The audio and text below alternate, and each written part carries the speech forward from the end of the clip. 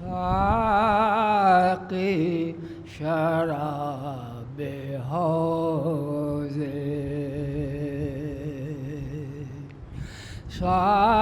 ساقی شراب حوض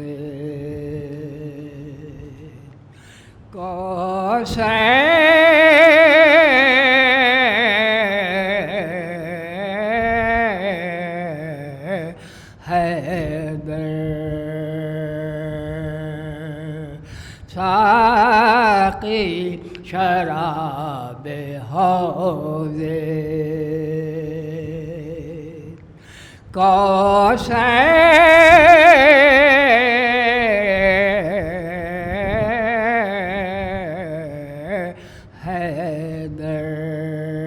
حیدر حامی حیدر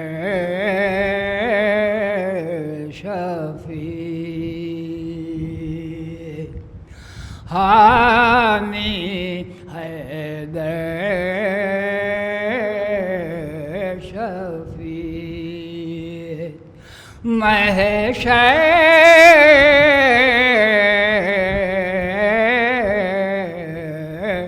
حیدر حامی حیدر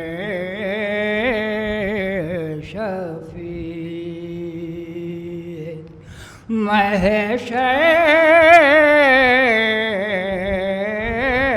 محشر حیدر پوچھے جو کوئی کون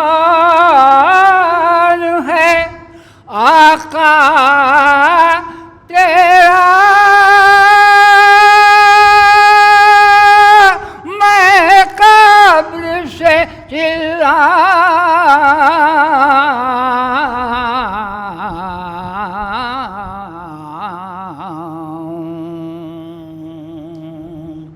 کہ حیدر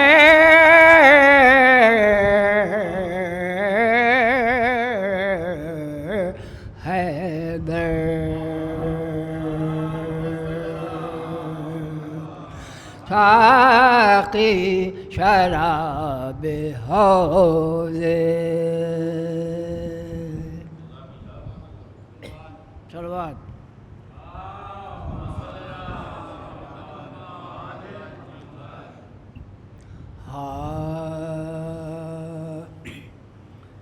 تنہا ہے مگر پھر بھی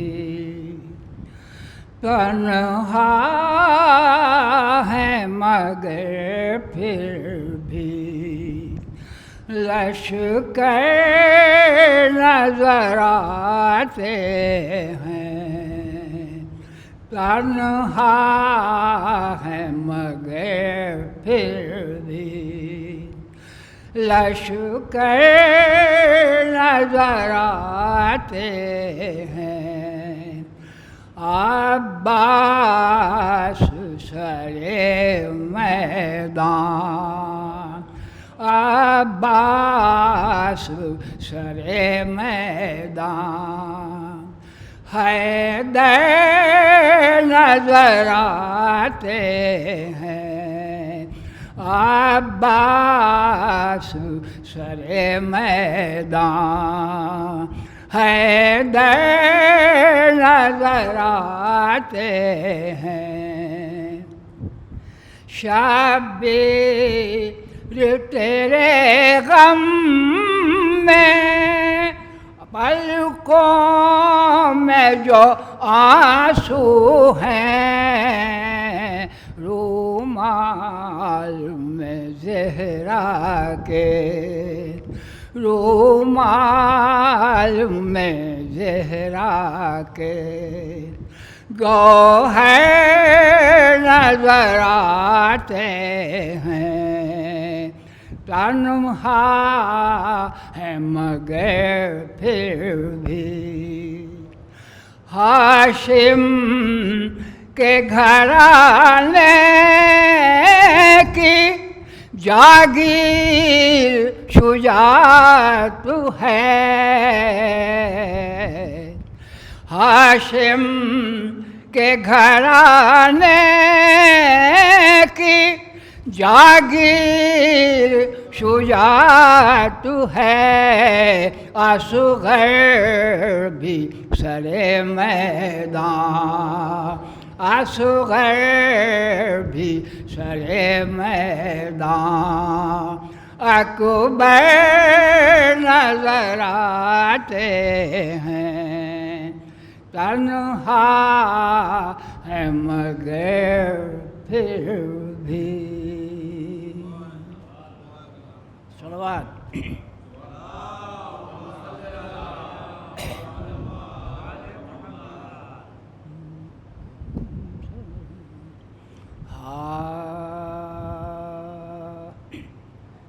ستوت شیر خدا غم شبیر میں ہے، ستوت شیر خدا غم شبیر میں ہے، وہ وصف جو باپ میں تھا باپ کی تصویر میں ہے، وصف جو باپ میں تھا باپ کی تصویر میں ہے، نوجوان میں ہے وہ جرأت نہ کسی پیر میں ہے، اے علمدار تیری، اے علمدار جری جو تیرے بے شیر میں ہے، اے علمدار جری جو تیرے بے شیر میں ہے، یا علی بخشا تجھے رب نے تیرے جیسا پسر،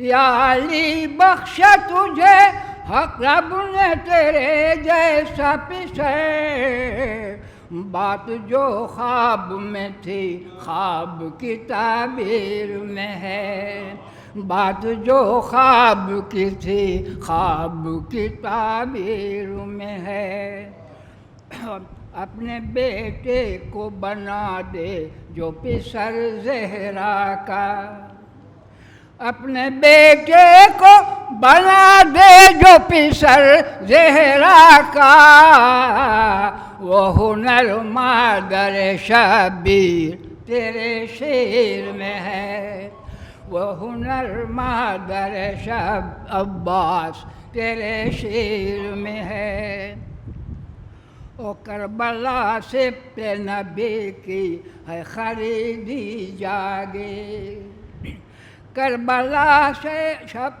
پہ نبی کی ہے خریدی جاگیر، علقمہ شیر کی جیتی ہوئی جاگیر میں ہے، علقمہ شیر کی جیتی ہوئی جاگیر میں ہے، اور سبز پرچم سے ہے اسلام کی عظمت لپٹی، سبز پرچم سے ہے اسلام کی عظمت لپٹی، پنجتن پاک کی ذو پنج کی تنویر میں ہے، پنجتن پاک کی ذو پنج کی تنویر میں ہے، ایک علمدار نبی ایک علمدار حسین، ایک علمدار نبی ایک علمدار حسین، باپ بیٹے کا لہو دین کی تعمیر میں ہے، باپ بیٹے کا لہو دین کی تعمیر میں ہے، اور تو نہیں حلقہ عصمت میں یہ سچ ہے لیکن،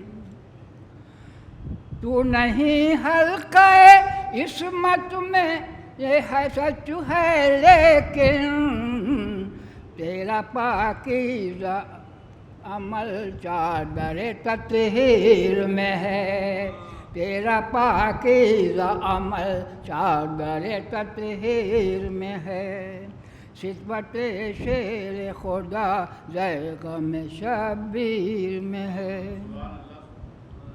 صلوات۔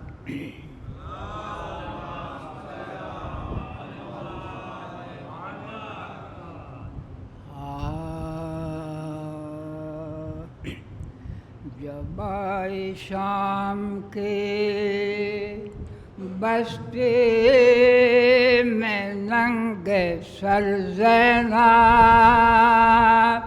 جب آئی شام کے بستے میں ننگے سر زینب، اسیر و مسترو بیتاب و نوحہ گر زینب، منہ اپنا بالوں سے ڈھانپے تھی اونٹ پر زینب، یہ رو کے کہتی تھی ہر دم بچشم تر زینب، یہ رو کے کہتی تھی ہر دم بچشم تر زینب، بہن حسین کے ہوں فاطمہ کی جائی ہوں، میں کربلائے معلیٰ سے لٹ کے آئی ہوں، اجاڑ ماریا میں ہو گیا چمن میرا، بچھڑ گیا علی اکبر سا گل بدن میرا، ہوا شہید ہر ایک شیر صف شکن میرا، پڑا ہے بھائی بیاباں میں بے کفن میرا، پڑا ہے بھائی بیاباں میں بے کفن میرا، نبی کی آل کو اہل جفا نے لوٹ لیا، ہمارے کنبے قرن میں قضا نے لوٹ لیا، ہمارے پیارے کو مہمان بلا کے مارا ہے، علی کے لال کا خنجر سے سر اتارا ہے، ہر ایک شہید جفاتش نہ لب سدھارا ہے، ہر ایک گل سا بدن رن میں پارا پارا ہے، ہر ایک گل سا بدن رن میں پارا پارا ہے، چمن پہ فاطمہ کے آ گئی خزاں افسوس، نشان مرتضوی کا مٹا نشان افسوس،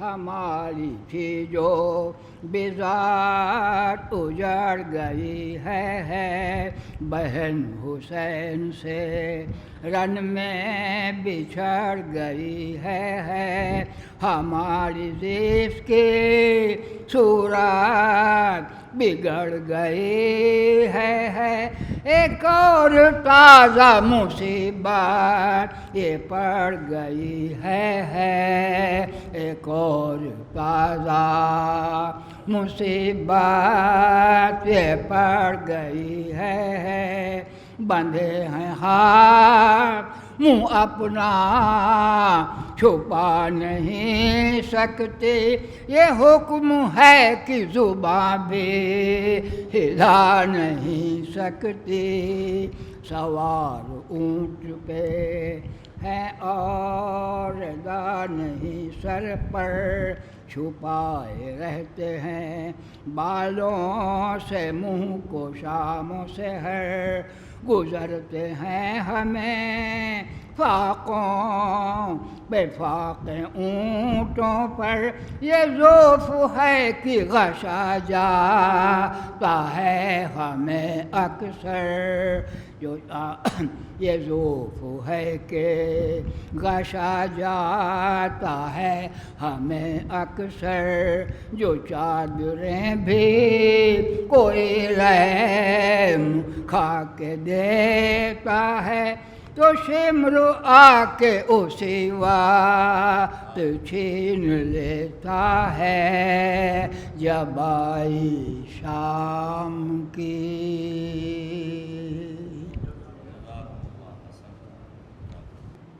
اس کائنات میں کوئی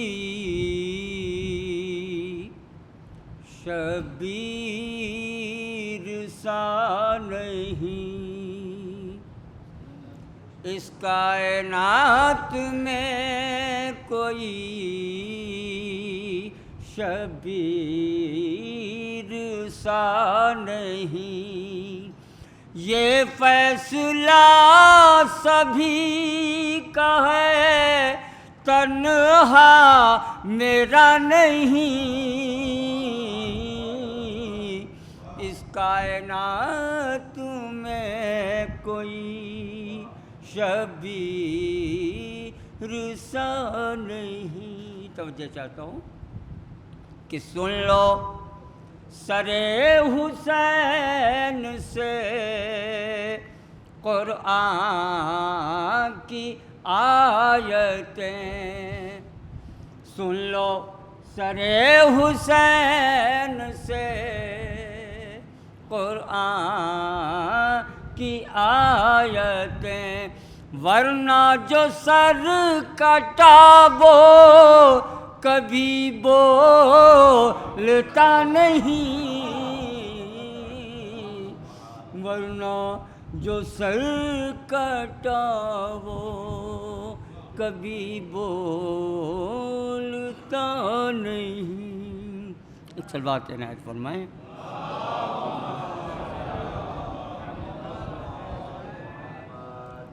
سلام کا مطلب حاضر کر رہا ہوں، اور یہ سلام دعائیہ ہے عزاداروں کے لیے۔ حاضر کرتا ہوں، سماعت فرمائیں۔ ایک صلوات اور بآواز والا۔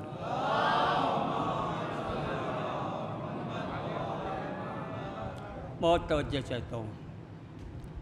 آپ کا قلب منور ہے، سلامت رہیے، آپ کا قلب، آپ کا قلب منور ہے، سلامت رہیے، عاشق صبوت پیمبر ہے، سلامت رہیے، عاشق ثبوت پیمبر ہے، سلامت رہیے۔ شعر سماعت فرمائیں گے یہاں سے کہ قطرہ اشک عزا گرم بھی ہے ٹھنڈا بھی، قطرہ اشک عزا گرم بھی ہے ٹھنڈا بھی، چاند سورج کے برابر ہے، سلامت رہیے، چاند سورج کے برابر ہے، سلامت رہیے۔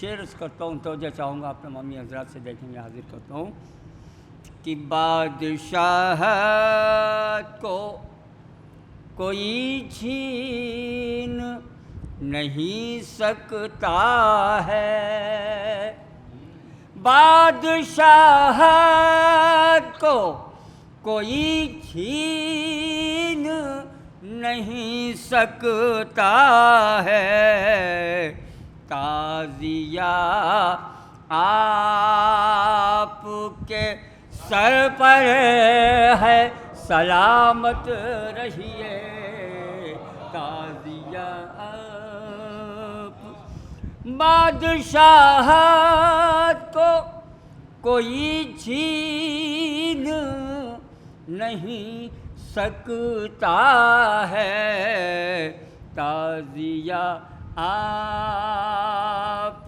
کے سر پر ہے، سلامت رہیے، تعزیہ آپ۔ توجہ چاہوں گا، لکھیے کہ شعر حاضر کرتا ہوں۔ ان کے چہروں سے اٹھانے کے لیے روز نقاب، ثانی مصرع دیکھیں گے کہ ان کے چہروں سے اٹھانے کے لیے روز نقاب، خم کے میدان کا منبر ہے، سلامت رہیے۔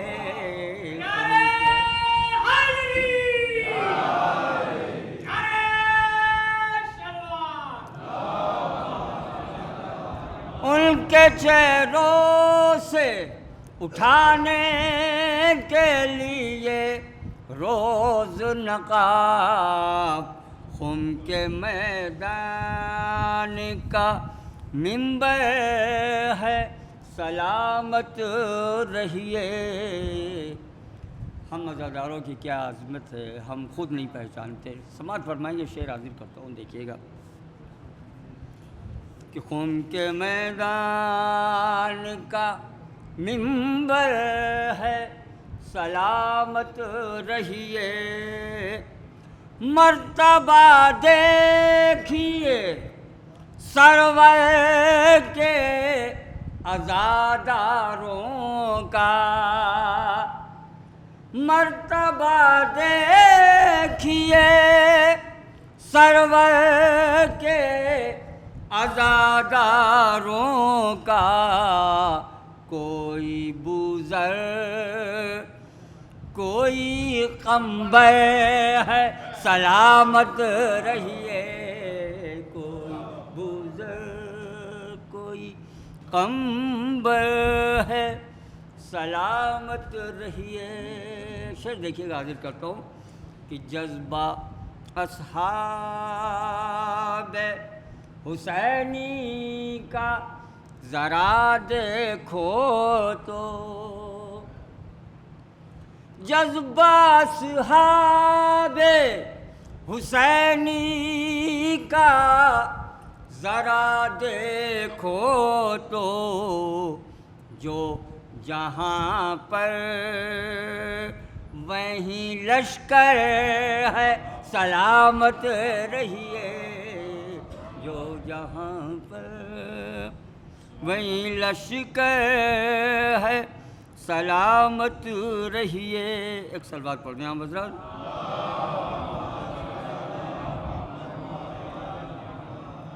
توجہ چاہتا ہوں، شعر سماعت فرمائیں گے، دیکھیں گے، حاضر کرتا ہوں کہ آپ حسینی ہی نہیں، آپ غدیری بھی ہیں، آپ حسینی ہی نہیں، آپ غدیری بھی ہیں، تعزیہ شہ کا ہے منبر ہے، سلامت رہیے، تعزیہ شہ کا ہے منبر ہے، سلامت رہیے۔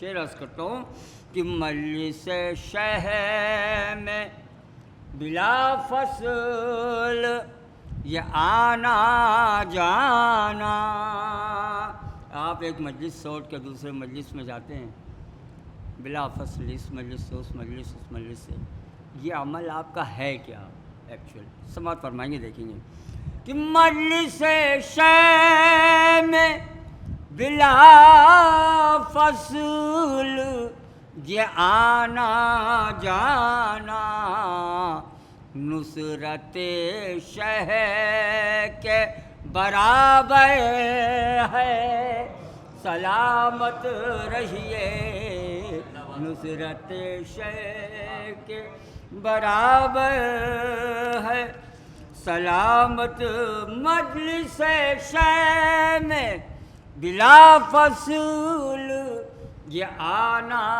جانا نصرت شے کے برابر ہے سلامت رہیے. اور یہ آخری شعر بہت توجہ چاہتا ہوں، ایک حساس شعر ہے جو آپ حضرات کو نظر کر رہا ہوں کہ آپ جی کھول کے رویا کریں پیاسوں پا صدا. آپ جی کھول کے رویا کریں پیاسوں پا صدا. آپ کا اشک تو گوہر ہے سلامت رہیے. آپ کا اشک تو گوہر ہے سلامت رہیے. مقطع حاضر کرتا ہوں کہ اے وسیع بز میں حسینی ہے جہاں جو بھی ہے. اے وسیع بز میں حسینی ہے یہاں جو بھی ہے. پرتو ذوق سخنور ہے سلامت رہیے. پرتو ذوق سخنور ماشاء اللہ لا حول ولا قوة الا باللہ العلی العظیم.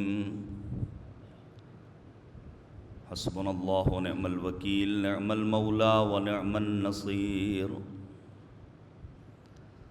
اعوذ باللہ من الشیطان اللعین الرجیم. بسم اللہ الرحمن الرحیم. رب اشرح لی صدری ویسر لی امری واحلل عقدۃ من لسانی یفقہوا قولی.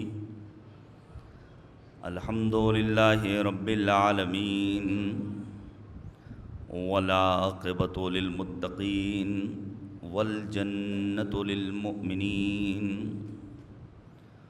والنار للملحدین والمنافقین والکافرین والعاصین والظالمین. وصلی اللہ علی سیدنا ومولانا وحبیب قلوبنا وطبیب نفوسنا وشفیع ذنوبنا ابی القاسم المصطفى محمد. اللہم صل علی محمد وآل محمد وعلى آلہ الأطیبین الأنجبین الأطہرین الأکرمین المعصومین المظلومین المنتخبین المنتجبین. لا سیما بقیت اللہ الأعظم فی الأراضین. روحی وارواح العالمین لتراب مقدمہ الفداء. واللعنة الدائمة الباقية على أعدائهم أجمعين من الآن إلى قيام يوم الدين. آمين يا رب العالمين. أما بعد فقد قال الله تبارك وتعالى في القرآن الحكيم وهو أصدق الصادقين وقوله الحق. بسم الله الرحمن الرحيم.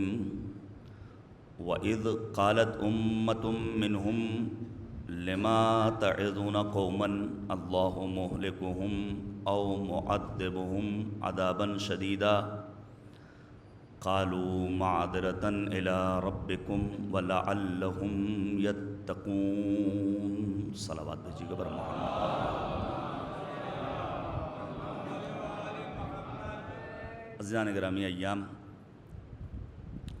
سوگواری ہیں اور مسلسل تقریباً 2 مہینوں سے ہم اور آپ مصروف اعضاء ہیں. خداوند کریم کی بارگاہ میں دعا کرتے ہیں پروردگار ہماری عزاداری کو اپنی بارگاہ میں شرف قبولیت عنایت فرمائیں، اور آئندہ برسوں میں بھی سرکار سید الشہداء حضرت ابو عبداللہ الحسین علیہ الصلاۃ کی فرش ادا بچھانے والوں میں ہمیں قرار دیں۔ ظاہر مجالس اعضاء کے بہت سارے مقاصد ہیں، اور عزاداری سید الشہداء کے انعقاد کے بہت سارے اسباب اور عوامل بیان کیے جا سکتے ہیں، جن میں سب سے اہم سبب اور علت یہ بیان کی جا سکتی ہے کہ ان مجالس کا اور اس فرش غم کا فلسفہ یہ ہے کہ ہم ذکر سرکار سید الشہداء کے ذریعے اپنی عقل کو پختہ بنائیں۔ یعنی ایک بڑا عظیم باب ہے۔ سوچیے آپ، اصول کافی مرحوم کلینی رضوان اللہ تعالیٰ علیہ نے جو عظیم علمی کارنامہ انجام دیا ہے، 16,000 حدیثوں کا مجموعہ، ابتدا کہاں سے کی ہے؟ باب عقل و جہل سے۔ بہار الانوار جناب علامہ مجلسی علیہ رحمہ کا عظیم شاہکار،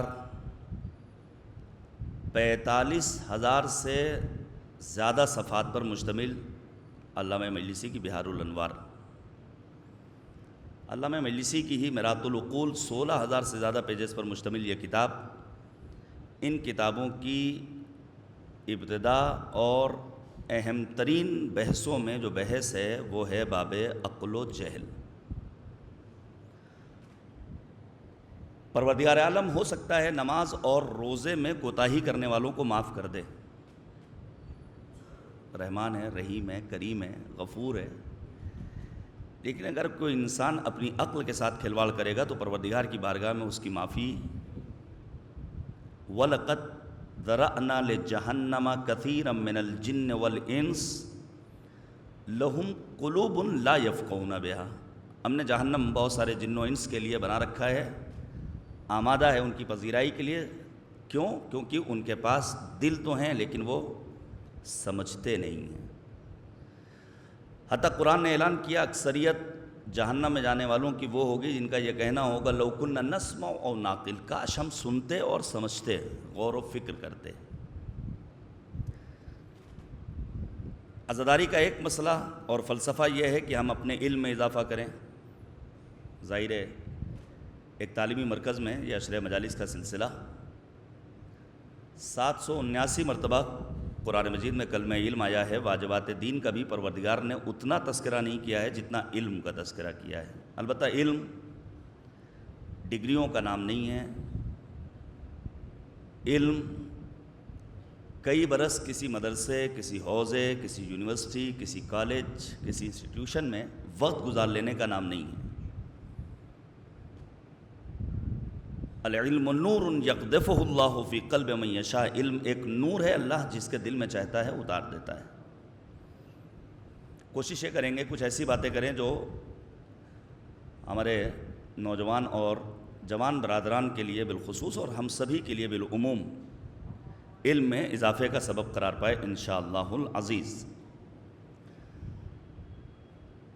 سورہ مبارکہ اعراف کی آیت نمبر 164 کو میں نے سرنامہ سخن قرار دیا، جہاں پروردگار عالم کا ارشاد ہے وَإِذْ قَالَتْ أُمَّةٌ لِمَا تَعِظُونَ قَوْمًا اللَّهُ مُهْلِكُهُمْ أَوْ مُعَذِّبُهُمْ عَذَابًا شَدِيدًا۔ ضرورت کیا ہے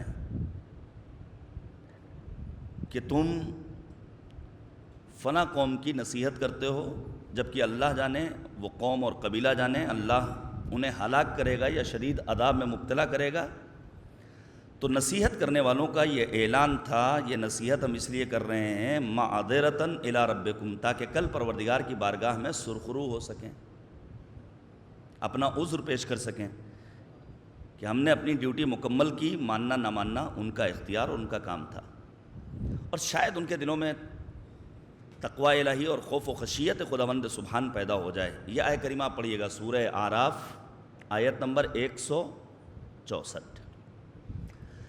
3 گروہوں کا تذکرہ کیا ہے پروردگار نے اس آیت کریمہ میں۔ ایک گروہ وہ ہے جو یوم السبت کے گناہ کا ارتکاب کر رہا تھا، دوسرا گروہ وہ ہے جو اس گناہ کا ارتکاب ہونے والا انسان ہے اس کی نصیحت کر رہا تھا، اور تیسرا گروہ ان افراد کا ہے جو اس نصیحت سے مایوس تھا۔ ظاہر ہے اب آپ میدان کربلا، سرکار سید الشہداء امام علی مقام کا کربلا میں جو رول ہے اس کو پڑھیے اور اس کا اندازہ لگائیے۔ سرکار سید الشہداء نے آخری لمحات تک یہی کوشش کی ہے کہ کسی طرح یہ باطل، یہ براہ روی اور کجروی کے شکار افراد، یہ یزید کے پیروکار ہدایت پا جائیں۔ امام نے چند ایک راستے اختیار کیے ہیں، توجہ کیجیے گا۔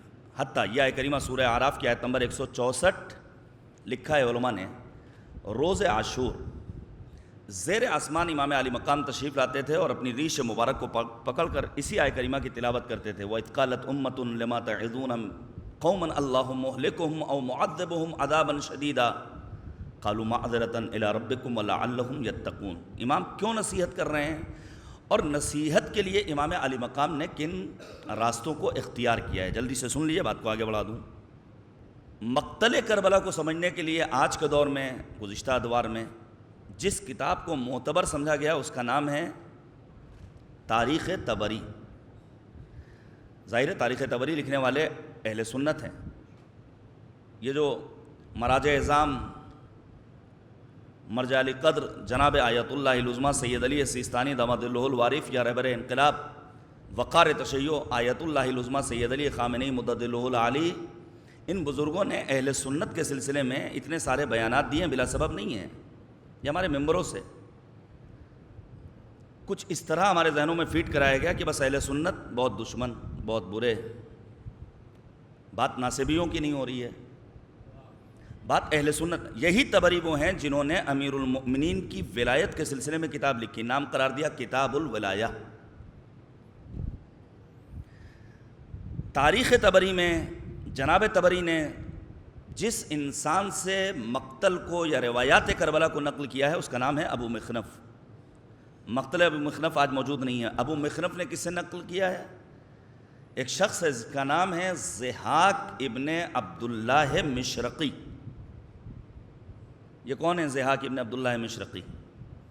سید الشہداء سے ملاقات ہوئی، مولا کہتے ہیں میرے ساتھ کربلا چلو گے؟ کہتے ہیں مولا میں چلنے کو تیار ہوں، لیکن صرف ایک ریکویسٹ اور ایک گزارش ہے، مجھے اس وقت تک رکنے کی اجازت دیجیے جب تک میرا رکنا تاثیر گزار ہو، اور جب میں یہ دیکھوں گا کہ میرے رکنے سے آپ کی ذات کو کوئی فائدہ پہنچنے والا نہیں ہے تو مجھے اجازت دیجیے گا تاکہ میں آپ کو چھوڑ کر۔ امام نے کہا بسم اللہ۔ روز عاشور ضحاک ابن عبداللہ مشرقی نے بڑبڑ کر حملہ کیا ہے، حتیٰ سید الشہداء امام علی مقام نے ضحاک کے حق میں دعا کی ہے، پروردگارہ ان کے قوت بازو میں اضافہ فرما، ان کے اسلحوں کے حق میں دعا کی ہے۔ لکھا ہے علماء نے ضحاک ابن عبداللہ مشرقی عصر عاشور میں جب سید الشہداء فرزند رسول الثقلین کو تنہا پاتے ہیں اور دیکھتے ہیں اب میرے رکنے سے کوئی کام بننے والا نہیں ہے، امام علی مقام کے پاس آ کر عرض کرتے ہیں مولا جیسا کہ میرا آپ سے معاہدہ تھا اگر اجازت ہو تو اب میں چلا جاؤں۔ امام نے فقط ایک سوال کیا، جاؤ گے کیسے؟ کہا میری سواری فلاں جگہ پر ہے، میں بآسانی چلا جاؤں گا۔ میں نے کہا خدا حافظ۔ یہ ضحاک ابن عبداللہ مشرقی بیان کرتے ہیں کہ امام علی مقام نے میدان کربلا میں چند راستے اختیار کیے ہیں اپنے مد مقابل پر کو راہ راست پر لانے کے لیے۔ کم از کم 5 راستے ضحاک ابن عبداللہ مشرقی نے بیان کیے۔ پہلا راستہ ضحاک ابن عبداللہ مشرقی کہتے ہیں امام علی مقام نے قرآنی آیات کو ذریعہ بنایا ہے۔ یہ بھی آپ نے سنا سروتن میں جدائی کے بعد امام علی مقام نے گفتگو کی ہے، اور یہ علامہ دمیری نے لکھا ہے کہ اپنی ظاہری حیات کے بعد تنہا 4 ہستیاں وہ ہیں جنہوں نے گفتگو کی ہے، جناب یحییٰ مؤمن آل یاسین، جناب جعفر طیار، اور سبط رسول الثقلین سید الشہداء حضرت ابو عبداللہ الحسین علیہ الصلاۃ والسلام۔ اللہم صلی علی محمد وآل محمد۔ عطا علماء اہل سنت نے لکھا ہے کہ امام حسین نے کن آیات قرآن مجید کی تلاوت کی. اب آپ سنیے گا, سید الشہداء نے یوں ہی نہیں فرمایا تھا شب عاشور انی احب الصلاۃ, مجھے نماز پسند ہے, وتلاوت کتاب اللہ, مجھے قرآن مجید کی تلاوت پسند ہے. شب عاشور مہلت دی ہے امام علی مقام نے. امام علی مقام نے سورہ مبارکہ آل عمران کی آیت نمبر 178 کی تلاوت کی بار بار, اور یہ آیت کریمہ وہ ہے جسے جناب زینب کبریٰ نے دربار یزید میں بھی بار بار پڑھا. کب؟ جب یزید یہ کہہ رہا تھا اللہ جسے چاہتا ہے عزت دیتا ہے, اللہ جسے چاہتا ہے ذلت دیتا ہے, اس موقع پر جناب زینب نے اپنے ماجائے حسین ابن علی کے ذریعے تلاوت کی جانے والی آیت کریمہ سورہ مبارکہ آل عمران آیت نمبر 178 کی تلاوت کی. سید الشہداء کیا فرماتے ہیں؟ قرآنی آیت وَلَيَحْسَبَنَّ الَّذِينَ كَفَرُوا أَنَّمَا نُمْلِي لَهُمْ خَيْرٌ لِأَنفُسِهِمْ إِنَّمَا نُمْلِي لَهُمْ لِيَزْدَادُوا إِثْمًا وَلَهُمْ عَذَابٌ مُهِينٌ. پڑھیے گا قرآن مجید. پروردگار عالم نے عذاب کے لیے مختلف تعبیریں استعمال کی, کہیں عذاب مہین, کہیں عذاب شدید, کہیں عذاب علیم, کہیں عذاب عظیم, جیسا گناہ ویسا عذاب. پروردگار کیا کہہ رہا ہے؟ صاحبان کفر غور سے سن لیں کہ ہم نے اگر آج انہیں ڈھیل دے رکھی ہے تو کسی خیر کے سبب نہیں, اس میں کوئی نیکی نہیں ہے, بلکہ مقصد یہ ہے کہ پروردگار یہ چاہتا ہے کہ ان کے گناہوں کا گھڑا مزید بھر جائے. ان قریب عذاب پروردگار انہیں اپنی چپیٹ میں لے لے گا. امام علی مقام نے بار بار اس آیت کریمہ کی تلاوت کی. یہ جو دنیا کے کبھی کبھی ہمارے ذہنوں میں آتا ہے ہم تو بھائی علی ولی اللہ بھی پڑھتے ہیں, ہم تو مجلسوں کا اہتمام بھی کرتے ہیں, ہم تو توحید پرست بھی ہیں, ہم تو بندگان خدا کی مدد بھی کرتے ہیں, پھر بھی مشکلات میں مبتلا رہتے ہیں. وہ جو بتوں کے سامنے اپنے سروں کو جھکانے والا ہے, وہ جو شراب نوشی میں مبتلا ہے, وہ جو جوا کھیلنے والا ہے, وہ جو سود کھانے والا ہے, سارے امکانات آسائش کے, آرام کے, اس کے لیے یہ آیت کریمہ حوصلہ بخش ہے کہ اگر آج پروردگار عالم نے انہیں مہلت دے رکھی ہے تو وہ یاد رکھیں کہ ایک نہ ایک دن ایسا آئے گا جب عذاب پروردگار انہیں اپنی گرفت میں لے لے گا. دوسرا ذریعہ جسے امام علی مقام نے اختیار کیا ہے وہ کون سا ہے؟ امام حسین نے لوگوں کے سامنے قیامت کا تذکرہ کیا. مثلا پیسر سعد کو خطاب کر کے کہتے ہیں یا عمر الا تتق اللہ الذی الیہ معادوک, اے پیسر سعد کیا خوف خدا نہیں جس کی طرف تمہیں پلٹ کر واپس جانا ہے؟ امام علی مقام نے تیسرا راستہ اختیار کیا جس کا بار بار حتیٰ محمد حنفیہ کو خط لکھا ہے تو اس میں بھی لکھا ہے انی لم اخرج اشر ولا بطرا ولا ظالم ولا مفسدا بل انما خرجت لطلب الاصلاح فی امت جدی اريد ان آمر بالمعروف وانہا عن المنکر واسیر بسیرت جدی وابی علی ابن ابی طالب. امام نے روز عاشور مختلف مراحل میں اپنے مد مقابل لشکر کو خطاب کر کے ہذا سیف رسول اللہ, یہ تلوار میری اپنی تلوار نہیں ہے, یہ میرے جد رسول خدا کی تلوار ہے, یہ امامہ میرا اپنا امامہ نہیں ہے, میرے جد رسول خدا کا امامہ ہے, میں فرزند محمد مصطفیٰ ہوں, میری جدہ ماجدہ خدیجہ الکبریٰ تھیں, میں بنت پیغمبر فاطمۃ الزہرا کا لال ہوں, میں علی ابن ابی طالب کا جگر گوشہ ہوں.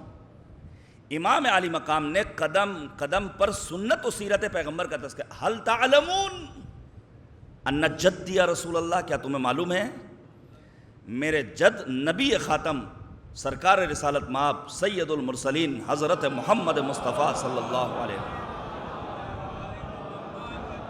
یہ کس لیے؟ تاکہ امام بیان کر دیں کہ مجھ میں اور میرے جد امجد میں کوئی فرق نہیں پائے. جناب ڈاکٹر عظیم امروی نے کیا خوب کہا, شبیر اور رسول کی توقیر ایک ہے, تینت ہے ایک جلوہ و تنویر ایک ہے, معنی ہے ایک صورت و تفسیر ایک ہے, دو رخ ہیں ایک صفحے کے تصویر ایک ہے, شبیر ہی کے دم سے ہے خیر الورا کا نام, دونوں کے دم سے رہ گیا قائم خدا کا نام۔ اور پھر وہ کہتے ہیں کہ شبیر اور رسول کا معیار ایک ہے، کہنے کو دو زبانیں ہیں گفتار ایک ہے، شیوا ہے ایک سیرت و کردار ایک ہے، اقرار ایک دونوں کا انکار ایک ہے، شبیر کا پیام پیام رسول ہے، شبیر کا کلام کلام رسول ہے۔ سید الشہداء نے جو چوتھی روش اختیار کی وہ کیا ہے؟ امام علی مقام فرماتے ہیں ذرا اپنے ضمیر کو جھنجھوڑو، اپنی فطرت کی طرف پلٹو، اپنے مزاج سے دریافت کرو کہ کون حق پر ہے کون باطل پر ہے۔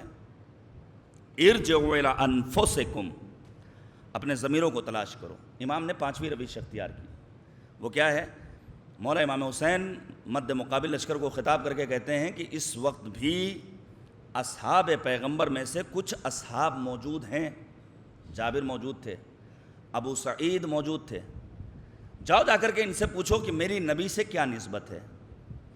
اب سوچیے آپ، ضحاک ابن عبداللہ مشرقی جیسے امام کے صحابی کہتے ہیں امام نے ان 5 راستوں کے ذریعے لشکر اعداء کو اپنی جانب متوجہ کیا۔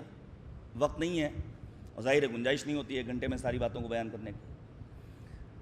کویت کی سرزمین پر ایک کتاب شائع ہوئی جس کا نام قرار دیا گیا المتحولون، یعنی دنیا انسانیت میں وہ افراد جنہوں نے سرکار سید الشہداء کی عظمت، جلالت، فضیلت، آپ کی قربانی کو دیکھ کر، سن کر، پڑھ کر اپنے آپ کو شیعہ بنایا۔ 1-2 کی تعداد میں افراد نہیں ہیں۔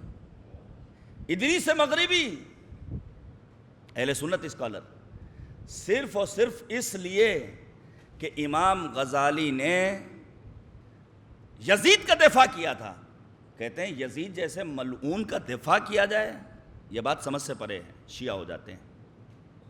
اور کیا کہنا ذات سید الشہداء ابو عبداللہ الحسین کا، کیا کہنا مصباح الہدیٰ معدن صدق و صفا، مصدر اخلاص و وفا حضرت ابو عبداللہ الحسین کا، کیا جاذبیت ہے ذات سید الشہداء میں۔ غیر مسلم مسیحی مفکر آنٹن بارہ، یہ ولایت ٹی وی کی طرف سے ریکارڈنگ ہو رہی ہے، ایک سیمینار ہوا انا من حسین کے نام سے، انا من حسین انٹرنیشنل فیسٹیول۔ ظاہر ہے ہندوستان کے شعراء، خطبہ، فلم میکرز، اینیمیشن بنانے والوں نے، آرٹ بنانے والوں نے بھی اس میں حصہ لیا۔ اس سیمینار میں جانے کا مجھے موقع ملا۔ تہران کی سرزمین پر اس رائٹر سے میری خود ملاقات ہوئی۔ انہوں نے امام حسین کے سلسلے میں کتاب لکھی جس کا نام قرار دیا الحسین فی الفکر المسیحی۔ آپ اس کتاب کو پڑھیے۔ اس کتاب کے مقدمے میں لکھا ہے کہ میں امام حسین کے سلسلے میں ایک عظیم علمی کام کرنا چاہتا تھا، لیکن مولا نے یہ خدمت لے لی۔ اور پھر یہ وہ شخصیت جنہوں نے 3 مرتبہ اس کتاب کو پبلش کروایا۔ ظاہر ہے ہر کتاب شائع کرنے والے کے کچھ حقوق ہوتے ہیں، ہم لکھتے ہیں جملہ حقوق بحق ناشر محفوظ ہیں، بالکل اسی طرح جیسے یوٹیوب چینل پر کاپی رائٹ کا مسئلہ آتا ہے۔ 3 نسخے انہوں نے خود چھپوائے، لیکن ان کے سامنے اچانک ان کی کتاب پہنچی الحسین فی الفکر المسیحی 20واں ایڈیشن۔ 17 ایڈیشن کس نے چھپوائے؟ کوئی اور ہوتا کیس کر سکتا تھا، عدالت کے دروازے کھلے ہوئے تھے، لیکن جب امام علی مقام کی معرفت کسی کو حاصل ہو جائے تو وہ عجیب و غریب جملہ کہتا ہے۔ وہ کہتے ہیں حسین مجھ انسان کے لیے، میری ذات کے لیے تنہا میری ملکیت نہیں ہے، حسین عالم بشریت کے لیے امام کی حیثیت رکھتے تھے۔ لہذا اس کتاب کی اشاعت میں جس کا دل چاہے، جس انداز سے چاہے وہ حصہ لے، جس زبان میں چاہے وہ شائع کرے۔ یہ امام حسین۔ اب سوچئے امام علی مقام جنہوں نے 5 روش اختیار کی کم از کم لوگوں کو اپنی جانب بلانے کے لیے، لیکن یہی سید الشہداء امام حسین ہیں جنہوں نے آخری لمحات میں اپنے لہجے میں، اپنے ٹون میں، اپنی گفتار میں، اپنے آہنگ میں تبدیلی پیدا کر لی۔ وہ امام علی مقام جو اب تک مظہر رحمت پروردگار تھے، امام نے 3 غصے کا تذکرہ کیا، اشتد غضب اللہ، علی الیہود، پروردگار نے یہودیوں پر غضب کیا. کیوں؟ کیونکہ یہودیوں نے عزیر کو اللہ کا بیٹا بنایا. اشتد غضب اللہ علی النصارى، نصارہ پر اللہ کا غضب. اشتد غضب اللہ علی المجوس، مجوسیوں پر، آتش پرستوں پر اللہ کا غضب. پھر مولا کہتے ہیں اشتد غضب اللہ، اللہ کا غضب جس طرح ان 3 قوموں کے شامل حال ہوا ہے، جنہوں نے عزیر کو اللہ کا بیٹا مانا، جنہوں نے عیسیٰ کے لیے اس طرح کا اعلان کیا، جنہوں نے آتش پرستی میں اپنے آپ کو مبتلا کیا. سن لو، اسی طرح ان افراد کو بھی عذاب پروردگار اپنی گرفت میں لینے والا ہے جو فرزند پیغمبر حسین ابن علی کو قتل کرنے کا منصوبہ بنا چکے ہیں. اب آپ پڑھ لیجئے پوری تاریخ کربلا. کتنے دن تک انہوں نے حکومت کی ہے؟ پسر سعد، جس کا کہنا تھا رے کا گیہوں نہ ملے جو کافی ہے، کیا ہاتھ آیا اس کے؟ سید الشہداء نے اس کے لیے نفرین کی تھی. قاتلک اللہ علی فراشک، تو بڑا عیش پسند ہے، تعیش والی زندگی تجھے چاہیے، پروردگار تجھے تیرے بستر پر مارے. جناب مختار نے انتقام لیا ہے تو بستر پر ہی قتل کیا، اسے بھی اس کے بیٹے کو بھی. اور آگے بڑھ جائیے، ابن زیاد کا حشر کیا ہوا؟ خود یزید کا حشر کیا ہوا؟ سن 64 میں شکار کرنے جاتا ہے، فنا ہو جاتا ہے. واصل نہ کوئی نام لینے والا، نہ کوئی تذکرہ کرنے والا، نہ اس کے پیروکار، نہ اس کے نام پر نام رکھا جا رہا ہے. یہ امام حسین علیہ السلام کی ذات گرامی. اب میں آپ کے سامنے جلدی سے ایک اہم موضوع جس پر ہماری توجہ نہ کے برابر، وہ کیا ہے؟ ان مجلسوں میں ہم کیوں شریک ہوتے ہیں؟ کیا فقط مقصد یہ ہے چونکہ اندرا نگر میں رہنا ہے لہذا آنا ہے؟ مجلسوں میں شرکت کا مقصد کیا فقط یہ کہ جائیں گے تو 4 آدمیوں سے ملاقات ہو جائے گی؟ مجلسوں میں شرکت کا مقصد کیا فقط یہ کہ چونکہ فلاں صاحب آنی ہے مجلس سے ان سے ہمارے مراسم ہیں؟ مجلسوں میں ہم کس لیے شریک ہو رہے ہیں؟ ظاہر ہے جب بارش کا پانی برستا ہے تو پروردگار عالم اعلان کرتا ہے کہ ہم ہر کسی کو اس کی ظرفیت کے مطابق پانی دیتے ہیں. گلاس رکھ دیا تو جو اس کی کیپیسٹی ہے اتنا پانی آئے گا اس میں. اگر ہم نے کوئی مگ رکھ دیا تو پانی کی مقدار بڑھ جائے گی، بالٹی رکھ دی تو پانی اور بڑھ جائے گا، ٹب رکھ دیا تو پانی اور بڑھ جائے گا. یہی پانی اگر حوض میں گرے گا پانی کی مقدار میں، یہی پانی اگر تالاب میں گرے گا، اور یہی پانی اگر سمندر میں گرے گا. تو اب دیکھنا یہ ہے کہ ہمیں اور آپ کو ان مجالس میں کس ظرفیت کے ساتھ اپنے آپ کو پہنچانا ہے. ہو سکتا ہے مجھ جیسا کوئی چھوٹی ذہنیت والا انسان آئے اور آنے کے بعد حتیٰ کربلا چلا جائے. سوچئے بسا اوقات زری کی جالی تھامنے کے بعد سمجھ نہیں آتا دعا کیا کی جائے، مانگا کیا جائے. آنے والا یا بارگاہ معصوم میں اور آنے کے بعد کہتا ہے میں گنہگار. امام معصوم نے اس کے لیے خدا کی بارگاہ میں دعا کی، اللہم طہر قلبہ واغفر ذنبہ، خدایا اس کے دل کو پاکیزہ بنا دے، اس کے گناہوں کی مغفرت فرما. کچھ سمجھ میں نہ آئے تو اتنی دعا تو ہم اور آپ کر ہی سکتے ہیں، پروردگارہ میرے دل کو پاکیزہ بنا دے، میرے گناہوں کو معاف کر دے. اب آپ توجہ کیجئے گا، البتہ مقصد یہ نہیں ہے کہ ہم مادی چیزوں کو مانگیں نا. مثلا خطیب مجلس، شاعر مجلس، ناظم مجلس، دینی پروگرامز میں بڑھ چڑھ کر حصہ لینے والا، جس نے مائک لگایا ہے کرایہ نہیں لے گا، اس کا کام کیسے چلے گا بھائی؟ لیکن ٹارگٹ یہ نہیں ہونا چاہیے. جو ہمیں شکایتیں ملتی ہیں مولوی صاحب نے وعدہ کیا لیکن ایک اس سے اونچا زینہ مل گیا ان کو، 1 نوٹ میں اضافہ ہونا تھا. وہ چھوٹے سے گاؤں میں نہیں جانا انہوں نے پسند نہیں کیا اور پھر وہ پرواز کر گئے دوسری سمت. اس کی مذہب نے اجازت نہیں دی ہے. میں جلدی سے آپ کے سامنے پیش کرنا چاہتا ہوں، ہم میں سے ہر انسان کی اپنی ضروریات ہیں، لیکن پروردگار ہر انسان کی ضروریات کو اس کی ضرورت کے مطابق پورا کر رہا ہے. ہاں اس کے لیے ہاتھ پیر چلانا ہوگا، محنت مزدوری کرنی ہوگی، گھر سے باہر نکلنا ہوگا. ابو صالح انصاری یا صالبہ انصاری پیغمبر کی بارگاہ میں آئے، یا رسول اللہ میں بڑا پریشان حال ہوں، میرے حق میں دعا کر دیجئے۔ پیغمبر نے کہا تمہاری ضرورت اللہ پوری کر رہا ہے، بیٹھے رہو خاموشی سے۔ صحابی ہے پیغمبر، پہلی صف میں نماز پڑھنے والا، لیکن جب اصرار بڑھا تو پیغمبر نے ان کے حق میں دعا کی، پروردگارہ جو صالبہ انصاری کو چاہیے وہ دے دے۔ اب ان کا کوئی عزیز دنیا سے رخصت ہوا اور ایک بڑی میراث ان کے ہاتھ لگی، انہوں نے مدینے کے باہر ایک فارم ہاؤس بنایا۔ وہ صالبہ انصاری جو ہر روز اول صف میں نماز پڑھتے تھے، وہ اب جمعے کو آنے لگے، پھر مہینے میں، پھر جب زکوٰۃ کی جمعآوری کا موقع آیا، پیغمبر کے عمال پہنچے تو جواب دیتے ہیں کیسی زکوٰۃ، کون سا ٹیکس، ہم تو مسلمان ہیں۔ کہا قرآن نے کہا اقیموا الصلاۃ وآتوا الزکاۃ۔ جیسے ہی صالبہ انصاری جیسے صحابی پیغمبر نے سنا، بے ساختہ کہتے ہیں کوئی قرآن وران نہیں۔ جب نبی اعظم کو ماجرا سنایا گیا تو پیغمبر فرماتے ہیں 3 مرتبہ ویل للصالبہ ویل للصالبہ ویل للصالبہ، صالبہ کے لیے وائے ہو وائے ہو وائے ہو۔ عزیزان گرامی، ہمیں اور آپ کو یہاں سے یہ سوچ کر آج اپنے گھر کو جانا ہے کہ ہمیں مانگنا کیا ہے۔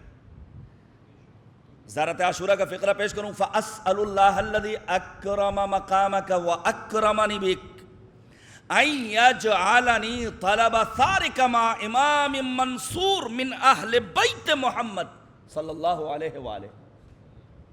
کیا ہے دعا؟ پروردگارہ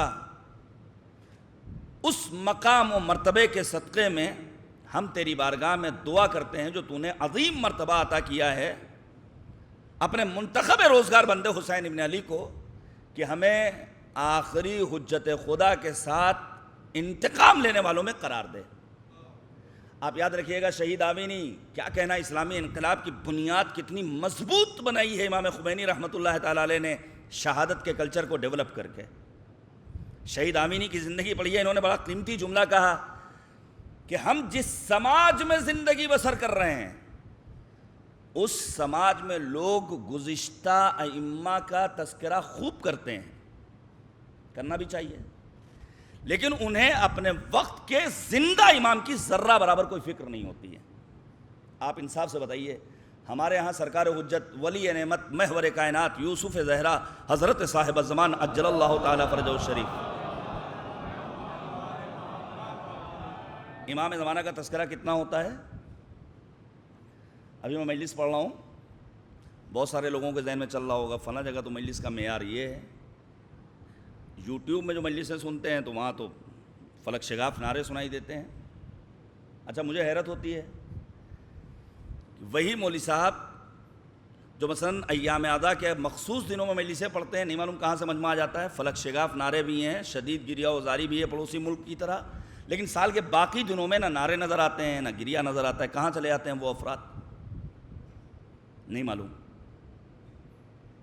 بہت سارے لوگوں کے ذہن میں طرح طرح کی باتیں چل رہی ہوں گی، بالکل اسی طرح جیسے ایک عالم دین کا بیان ہے، میرے دوست نے ارادہ کیا کہ میں کچھ ہو جائے 2 رکعت نماز خالصۃ لوجہ اللہ مسجد میں جا کر پڑھوں گا۔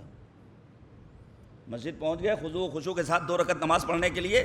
جب مسجد میں پہنچے تو کیا دیکھا؟ مسجد تو بہت عالی شان، ٹائلز بھی لگی ہے، ماربل بھی لگا ہوا ہے، محراب بھی بنی ہوئی ہے، لائٹ، اے سی، پنکھا، کولر، پانی، لیکن مسجد بغیر مینار کے ہے۔ اب ان کے ذہن میں تکبیرۃ الاحرام کہنے سے پہلے سے مینار کا مسئلہ شروع ہوا، ہم مینار بنوائیں گے، مینار کا سائز یہ ہوگا، مسالہ یہ استعمال ہوگا، کاریگر وہاں سے بلائیں گے، ڈیزائن یہ ہوگا۔ 2 رکعت نماز ختم ہو گئی، لیکن وہ نماز میں خضوع اور خشوع، جلدی سے سن لیجئے، وقت کے امام کے لیے ہمیں تھوڑا سا وقت نکالنا ہو۔ میں نہیں کہتا کہ آپ 24 گھنٹے بیٹھ جائیے اور امام سے توسل شروع کر دیے رابطہ، نہیں، کم سے کم 1 مرتبہ صدق دل کے ساتھ السلام علیکہ یا مولانا یا صاحب الزمان، 1 مرتبہ کم سے کم پیش کروں آپ کے سامنے۔ بصرے میں ایک دکاندار، جہاں ضروریات زندگی کے سارے وسائل فراہم، 2 اجنبی افراد نظر آئے دکان پر، اور آنے کے بعد کہتے ہیں کہ ہمیں تھوڑا سا کافور چاہیے، اتنا صدر چاہیے۔ دکاندار کو حیرت ہوئی، کہا بھائی آپ لوگ آئے کہاں سے؟ کہا یہ قریب سے۔ کہا نہیں، آپ پہلی بار نظر آئے ہیں، اپنا حوالہ بتائیے، پتہ بتائیے، ایڈریس بتائیے۔ اب وہ کہتے ہیں کہ ہم فلاں علاقے سے آئے ہیں۔ جب بہت زیادہ سوال و جواب رد و بدل ہوا تو ان دونوں نے کہا کہ ہم امام کے پاس سے آئے ہیں، سرکار حجت کا نام لیا، امام کا فنا چاہنے والا دنیا سے رخصت ہوا ہے، اس کے لیے غسل و کفن کا انتظام کرنا ہے، لہذا یہ سامان لینا ہے، آپ کے پاس حاضر ہوں۔ اب یہ پیچھے پڑ گیا کہ ہمیں بھی امام زمانہ کے پاس جانا ہے۔ توجہ کیجئے گا میرے عزیزوں، ہمیں بھی، انہوں نے کہا نہیں بھائی ہمیں اس کی اجازت نہیں ہے۔ جب اس کا اصرار بڑھا اور اس نے یہ وعدہ کیا کہ آپ پہلے امام سے جا کر دریافت کیجئے گا، اگر مولا کی اجازت ہوگی تبھی ہم آئیں گے، مگر نہ واپس آ جائیں گے۔ لے کر چلے، درمیان راہ میں ایک دریا ہے، ان کا بسم اللہ کہو گزر جاؤ گے۔ وسط دریا میں پہنچے تھے کہ اچانک آسمان سے بارش کا سلسلہ۔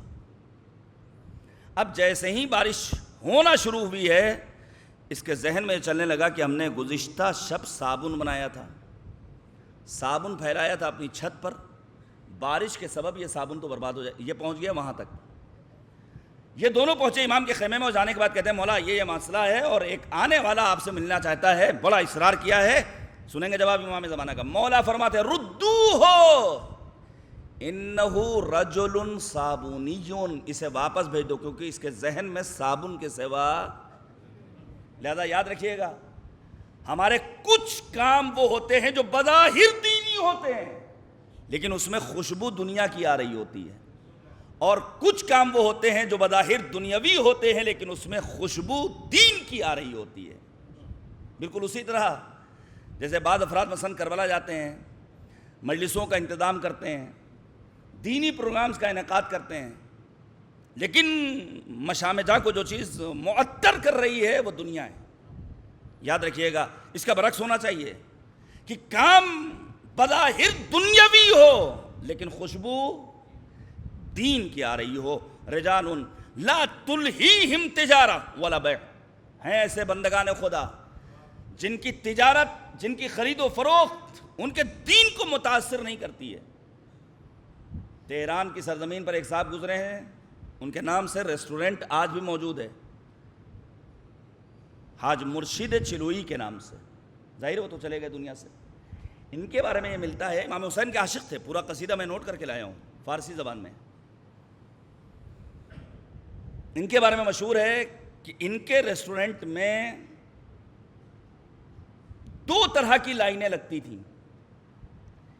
ایک لائن تو ان افراد کے لیے ہوتی تھی جو فری میں کھانا لینے آتے تھے، ایک لائن ان لوگوں کے لیے ہوتی تھی جو پیسہ دے کر لیتے تھے۔ دیکھیے ریسٹورنٹ ہے، بظاہر کام دنیا کا ہے، فری میں کھانا لینے والوں کی تعداد کم ہوتی تھی، پیسہ دے کر کھانا لینے والوں کی تعداد زیادہ ہوتی تھی۔ کاؤنٹر کھلا رہتا تھا، جس کا دل چاہے پیسہ ڈال دے، جس کا دل چاہے پیسہ لے کر چلا جائے۔ لکھا ہے علماء نے پیسہ لینے والوں کی تعداد کم ہوتی تھی، پیسہ رکھنے والوں کی تعداد زیادہ ہوتی تھی۔ جب کام خدا کے لیے ہوتا ہے تو پروردگار اس کے لیے ایسے راستے فراہم کر دیتا ہے، وہ خود باقی نہیں رہتا لیکن اس کا نام بھی باقی رہ جاتا ہے، اس کے آثار بھی باقی رہ جاتے ہیں۔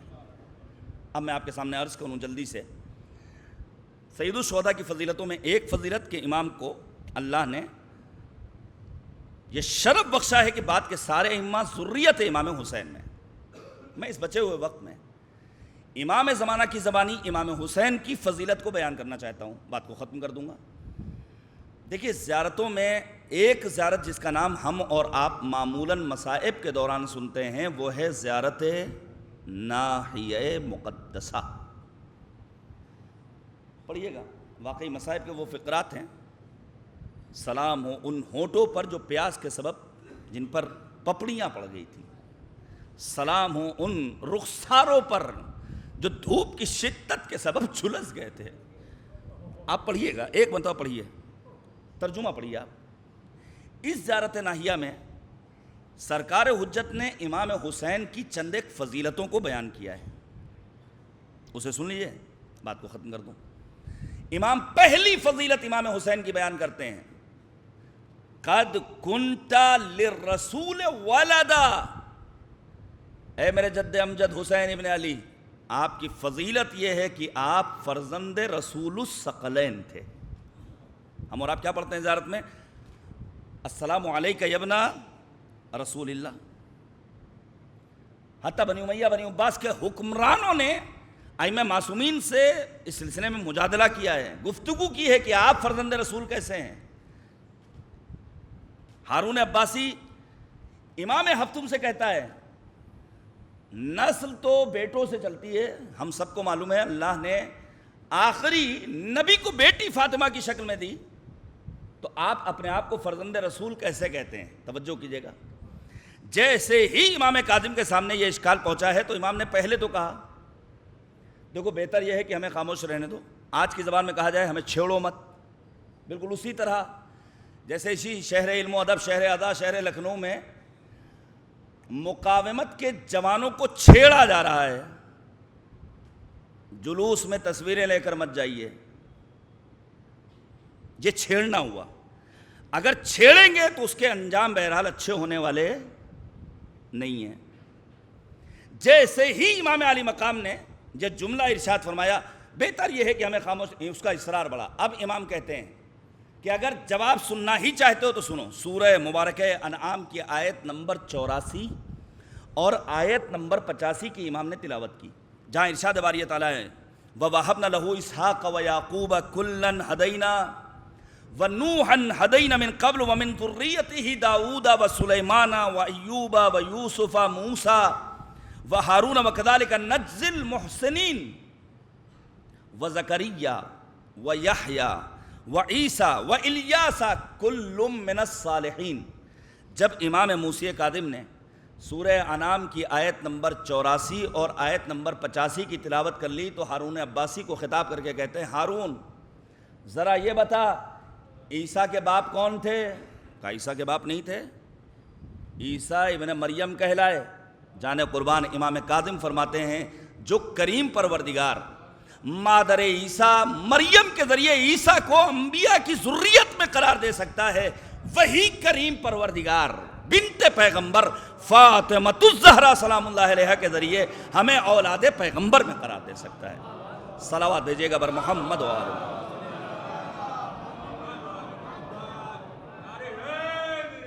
یا علی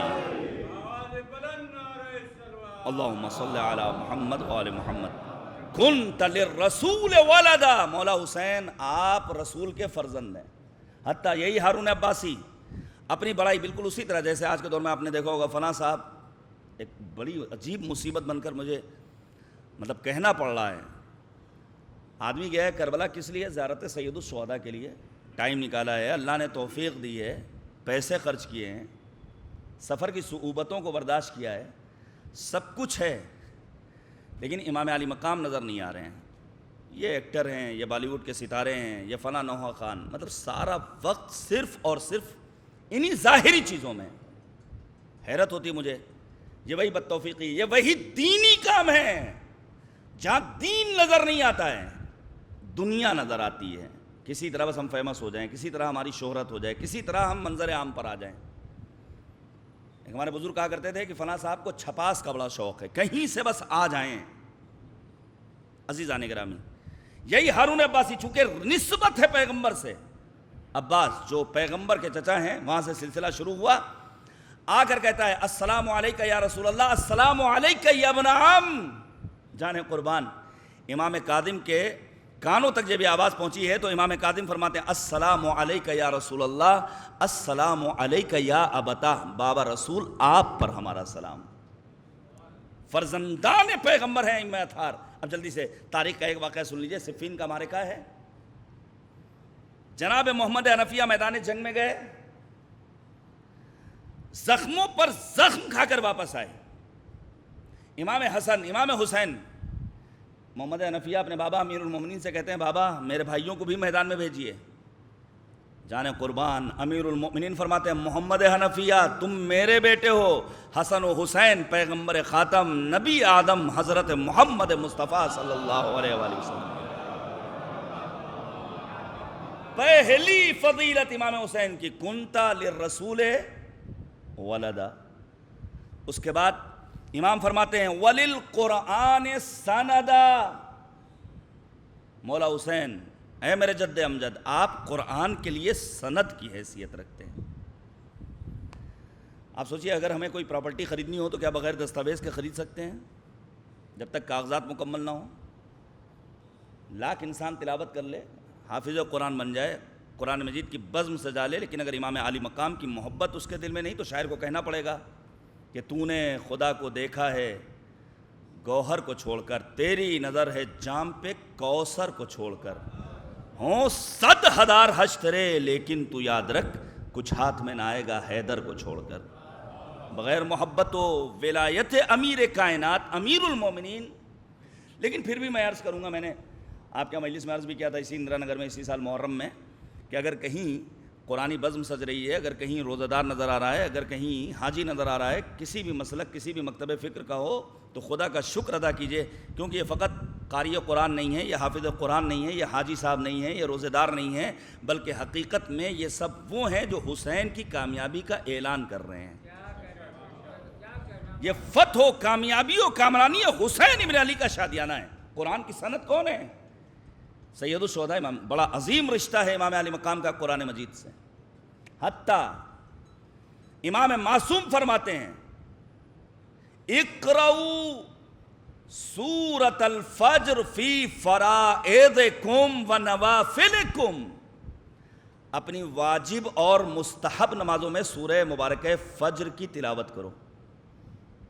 دیکھیے بہت اہم ہے، ہم اور آپ چھوٹی چھوٹی چیزوں کا مطالبہ کر لیں۔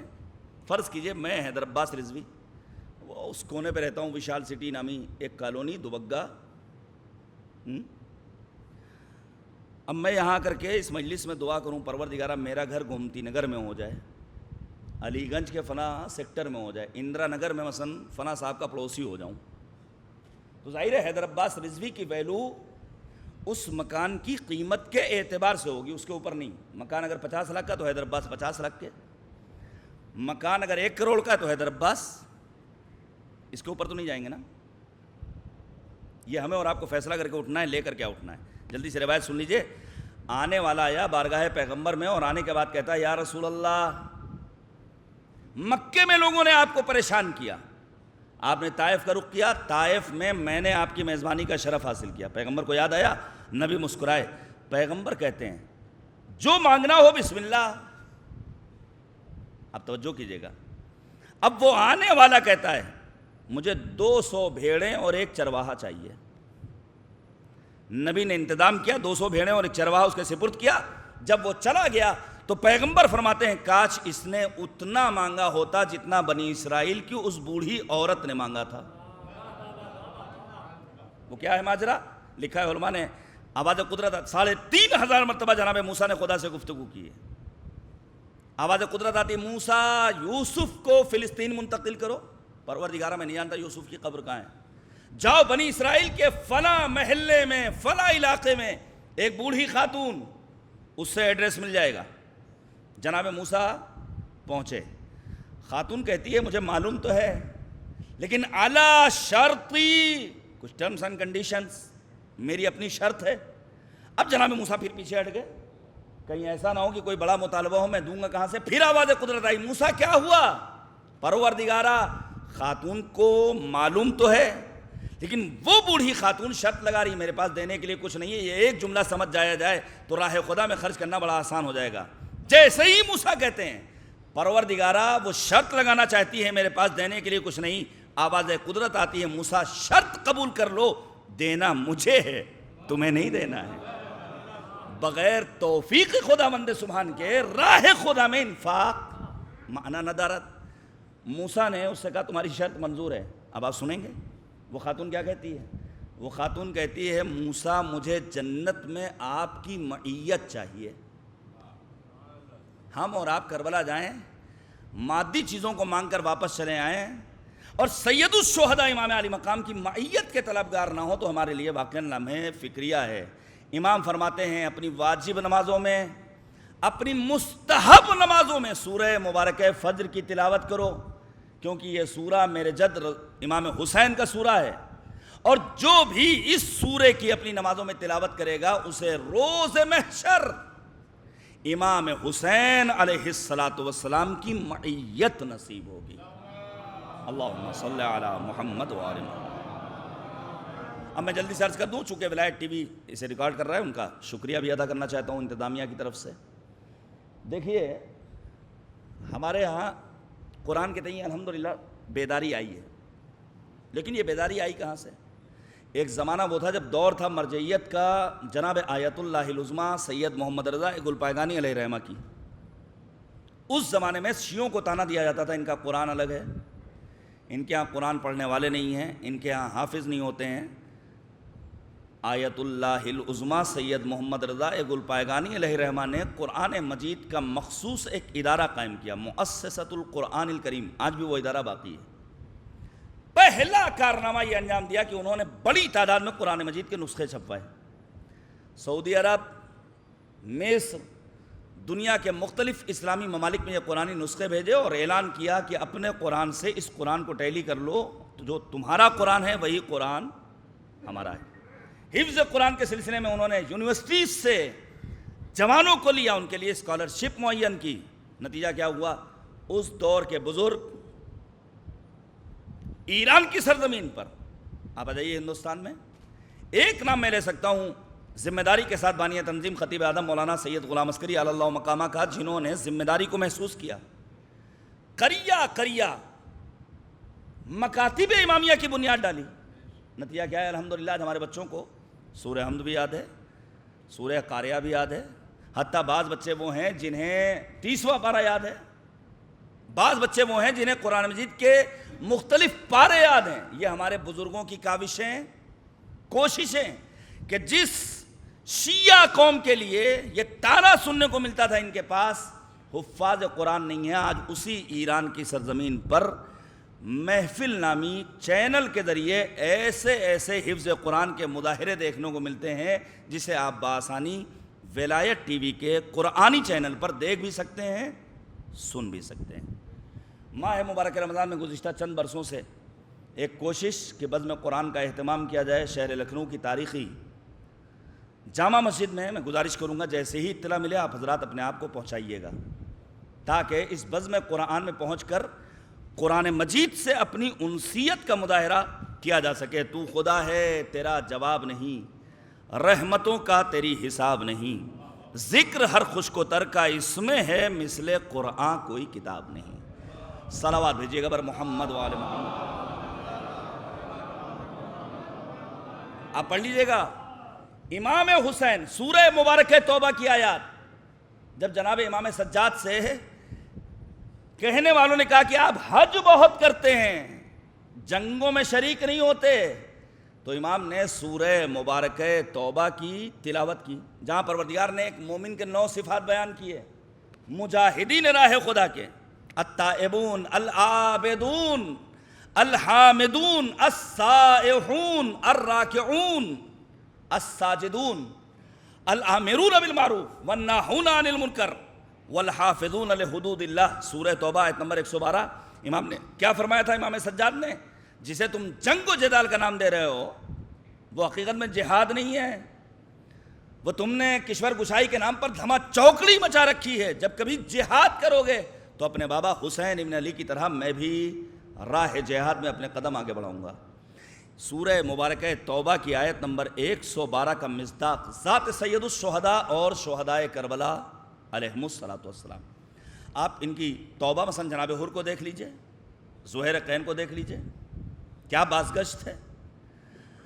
آپ حمد الہی کو دیکھ لیجئے، امام علی مقام نے صبح عاشور کا پہلا خطبہ کہاں سے شروع کیا؟ الحمدللہ فی السراء والضراء۔ آپ ان کی عبادت دیکھ لیجئے، آپ ان کا رکوع دیکھ لیجئے، آپ ان کا سجدہ دیکھ لیجئے۔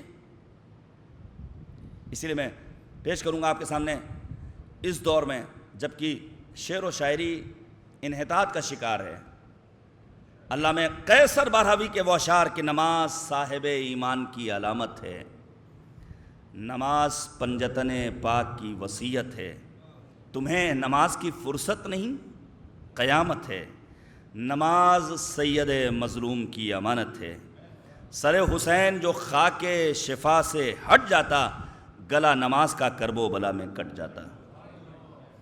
بنا نماز کے کافی نہیں ہے حج و زکوٰۃ، بنا نماز کے ملتی نہیں ہے راہ نجات، نماز دیتی ہے انسان کو باوقار حیات، نماز بخشتی ہے دل کو عزم اور ثبات، پڑھی نماز تو مومن کے دل کو چین ملا، نماز ہی سے شعور غم حسین ملا۔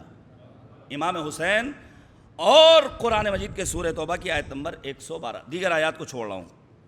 پھر فرمایا وَلِلْأُمَّةِ عَضُدًا، اے میرے جد مظلوم حسین ابن علی، آپ امت پیغمبر کے لیے قوی بازو ہیں۔ دیکھیے اپنی ذات کے لیے جینا یہ کوئی جینا نہیں ہوا۔ اس دور میں مثلا آپ نے دیکھا ہوگا بہت سارے لوگ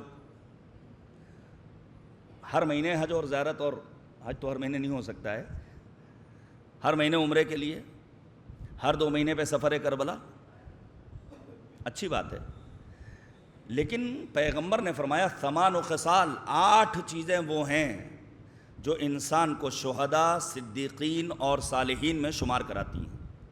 ان 8 چیزوں میں آخری چیز تنہا انسان کی اپنی ذات سے مخصوص ہے، وہ کیا ہے؟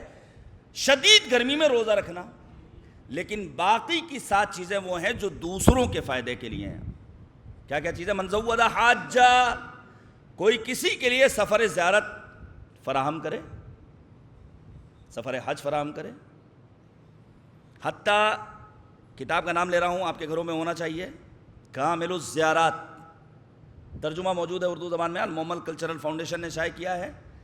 750 روایات ہیں زیارت معصومین علیہم الصلوۃ والسلام کے سلسلے میں۔ ان 750 روایات میں 500 روایات تنہا ذات سید الشہداء کے لیے، ایک پورا چیپٹر ہے ان افراد کے سلسلے میں جو کسی دوسرے کو زیارت کے لیے کربلا روانہ کرتے ہیں۔ ہم میں سے کتنے لوگ یہ کام کرتے ہیں؟ میں نے تو بعض جگہوں میں مجلس میں پڑھا کہ چونکہ ہندوستان کے بعض علاقوں میں دیکھنے کو ملا ہے، بالخصوص نماز جمعہ کے بعد، کہ ٹوپی لے کر کے، کوئی تھیلا لے کر کے بچے نماز گزاروں کے سامنے سے گزرتے ہیں تاکہ ہر ایک اپنی حیثیت، اپنی صلاحیت اور توفیق کے نتیجے میں جو ہو سکے وہ دے دے۔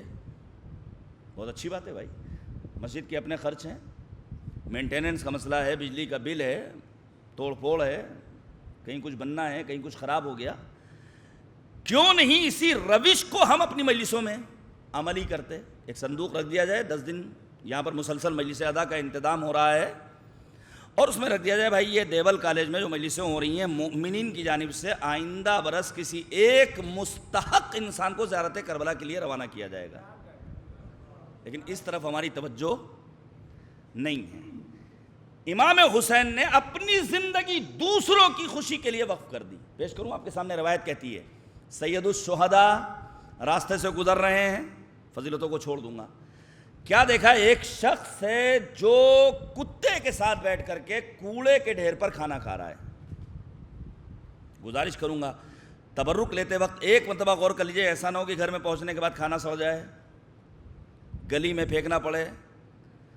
80 کروڑ افراد وہ ہیں جنہیں ہماری گورنمنٹ راشن دے رہی ہے 5 کلو۔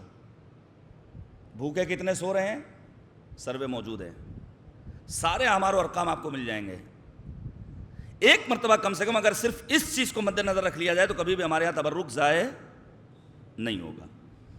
امام علی مقام نے جیسے ہی دیکھا ایک شخص ہے جو کتے کے ساتھ کوڑے کے ڈھیر پر بیٹھ کر کھانا کھا رہا ہے، روایت کہتی ہے مولا اس کے پاس گئے، دلجوئی کی، کیا ہوا خیریت؟ وہ کہتا ہے فرزند رسول، میرا مالک یہودی ہے، میں اس سے عاجز ہوں، پریشان ہوں، میں اس سے نجات چاہتا ہوں، آزاد ہونا چاہتا ہوں، لہذا میں اس بے زبان جانور کی خوشی میں شریک ہوا تاکہ میرا غم تھوڑا سا ہلکا ہو جائے۔ آپ توجہ کیجئے گا میرے عزیزوں، روایت کہتی ہے امام علی مقام بیت الشرف میں گئے، 200 درہم لیے، اور لینے کے بعد یہودی کے گھر پہنچے۔ اس زمانے کے مکے اور مدینے کے یہودی اہل بیت کا، امام حسن اور امام حسین کا احترام کرتے تھے، استقبال کیا۔ کیسے آنا ہوا؟ کہا یہ 200 درہم فلاں غلام اسے آزاد کر دو۔ وہ غلام، اور اس غلام کی آزادی کا جیسے ہی تذکرہ کیا، اس نے 200 درہم واپس کرتے ہوئے مولا سے عرض کیا یہ پیسے آپ کے، ہم نے اس غلام کو آزاد کیا، اس کو فنا باغ دیا۔ پورا ماجرا اس کی زوجہ سن رہی ہے جو یہودن ہے، آگے بڑھ کر کہتی ہے میں مسلمان ہونا چاہتی ہوں۔ اس نے کلمہ پڑھا، اشہد اللہ الہ الا اللہ و اشہد ان محمد رسول اللہ۔ جیسے ہی اس کی زوجہ نے دائرہ اسلام میں آ کر اپنے آپ کو مسلمان کیا ہے. یہ یہودی بھی آگے بڑھتا ہے, فرزند رسول ثقلین امام حسین سے کہتا ہے میں بھی مسلمان ہونا چاہتا ہوں, میں نے اپنا گھر اپنی زوجہ کو دیا, اشہد ان لا الہ الا اللہ و اشہد ان محمد رسول اللہ. امام حسین نے دوسرے انسان کی خوشی کے لیے ایک قدم آگے بڑھایا, نتیجہ کیا ہوا؟ غلام آزاد بھی ہوتا ہے, وہ یہودی اپنی زوجہ کے ساتھ دائرہ اسلام سے وابستہ بھی ہو جاتا ہے. صلوات بھیجیے گا بر محمد و آل محمد. ہمارے ہاں دوسروں کو خوش کرنے کے لیے کوئی کانسیپٹ نہیں ہے, جو کچھ ہے وہ صرف, اور نتیجہ کیا ہے؟ نتیجہ یہ ہے کہ ہم کبھی مطمئن ہو ہی نہیں پاتے.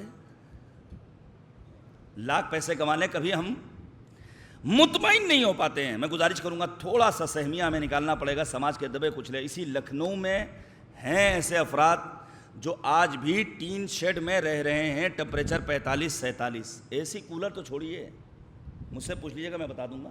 پھر آپ کہیں گے مولانا آپ نے کیا کیا؟ میں نے جو میں کر سکتا تھا وہ کیا بھی, وہ کر بھی رہا ہوں.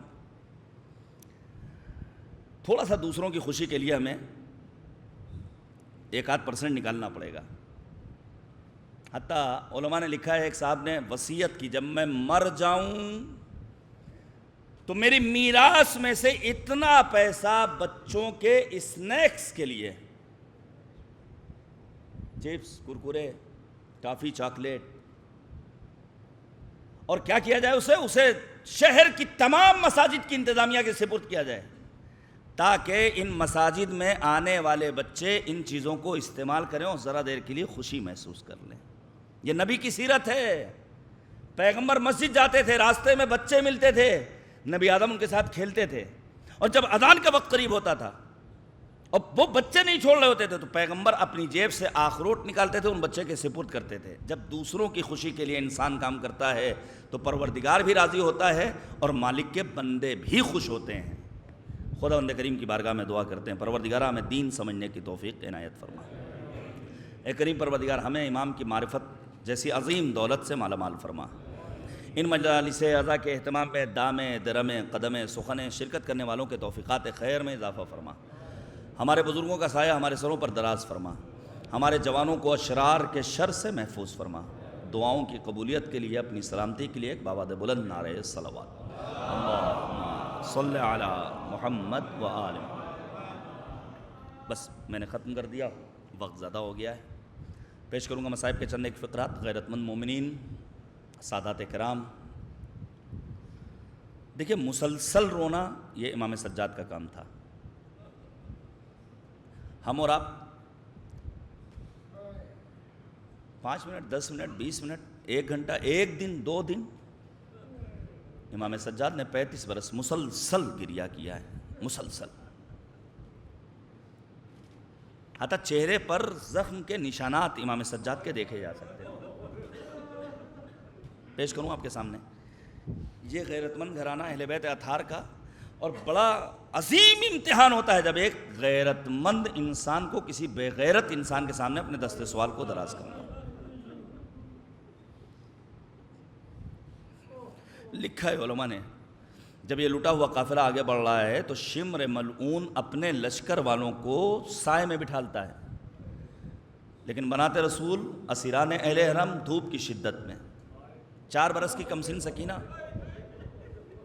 شہدائے کربلا کی پیاس بعد شہادت بجھ چکی ہے. آپ سوچئے امام سجاد نے جناب زینب سے جب یہ پوچھا تھا, پھوپھی اماں نماز تو کھڑے ہو کر پڑھی جاتی ہے, آپ بیٹھ کر نماز ادا کر رہی ہیں, مجھے ٹوکنا تو نہیں چاہیے. تو زینب نے کیا فرمایا تھا؟ اے بیٹا سید سجاد, کھانا اور پانی اتنا کم آتا ہے کہ ہم اپنا حصہ بچوں میں دے دیا کرتے ہیں. اتنی کمزوری, اتنا ضعف.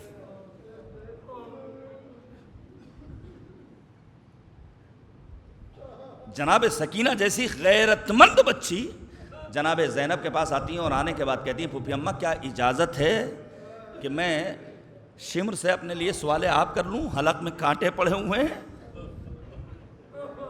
زبان خشک ہو گئی ہے.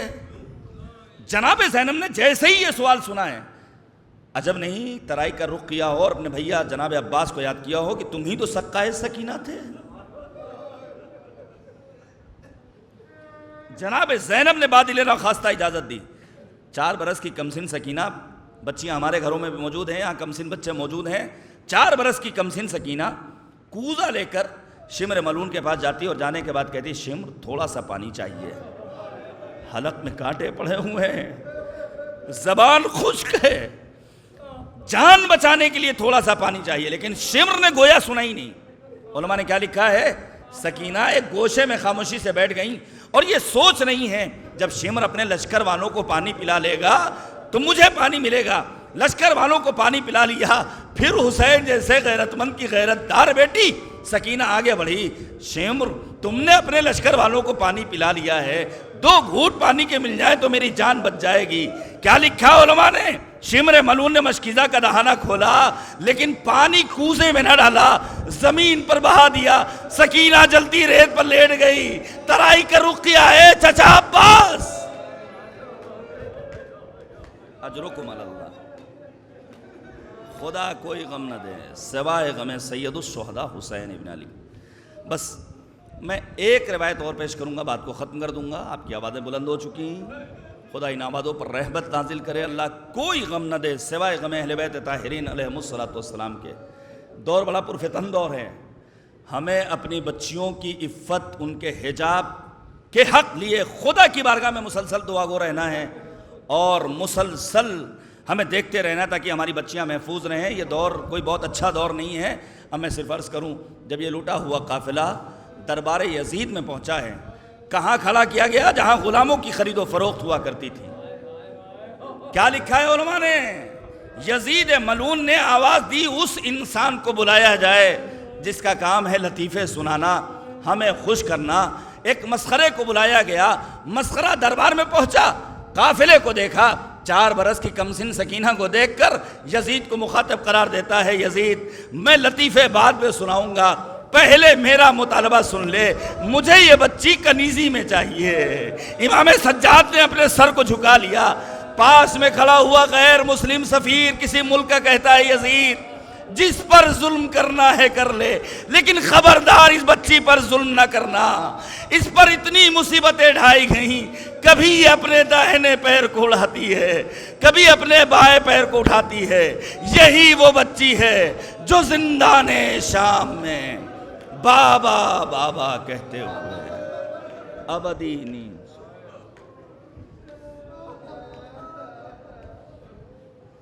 وَسَيَعْلَمُ الَّذِينَ ظَلَمُوا أَيَّ مُنْقَلَبٍ يَنْقَلِبُونَ إِنَّا لِلَّهِ وَإِنَّا إِلَيْهِ رَاجِعُونَ رضا بقضائه وتسلیما لأمره الہی لا معبود سواک الہی بحق الزہرا وابیہا وبعلہا وبنیہا وسر المستودع فیہا بعدد ما احاط به علم۔ خدایا ہماری اس عبادت کو قبول فرما۔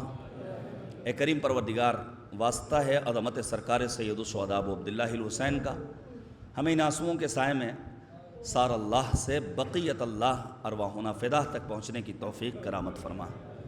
معبود واسطہ محمد اور آل محمد کا ہمارے جملہ مرحومین کی مغفرت فرما۔ اے کریم پروردگار، ہم سب کی عاقبت بخیر فرما۔ ان دنوں میں جہاں بھی مجالس اعضاء سرکار سید الشہداء کا اہتمام ہو رہا ہے، معبود عزاداروں کی جان، مال، عزت و آبرو و ناموس کی حفاظت فرما۔ معبود واسطہ محمد اور آل محمد کا مظلومین عالم بالخصوص مظلومین فلسطین و غزہ و پارا چنار کی حمایت فرما۔ ظالمین و غاصبین آل سعود و امریکہ و آل اسرائیل کو نابود فرما۔ اے کریم پروردگار، واسطہ ہے عظمت محمد اور آل محمد کا اسلامی انقلاب کی حفاظت فرما۔ اے کریم پروردگار، واسطہ ہے اہل بیت طاہرین علیہم السلام کی عظمتوں کا جملہ مؤمنین، علماء، افاضل، واعظین، خطبہ، شعراء، ذاکرین، مراجع اعظام، بالخصوص رہبر فرزانہ آیت اللہ العظمیٰ خامنئی، مرجع علی قدر آیت اللہ العظمیٰ سیستانی، سید مقاومت جناب سید حسن نصر اللہ کو طول عمر بابرکت عنایت۔ اے کریم پروردگار، ہم سب کو دین فہمی، قرآن فہمی، کربلا فہمی کا شعور نصیب فرما۔ معبود اے کریم پروردگار، ہم سب کو کربلا کی زیارت سے مشرف فرما۔ معبود ہمارے اعمال کو اس لائق بنا دے کہ امام کے ظہور میں تعجیل ہو اور ہم سب امام کے اوان و انصار میں شمار ہوں۔ ربنا تقبل منا انک انت السمیع العلیم۔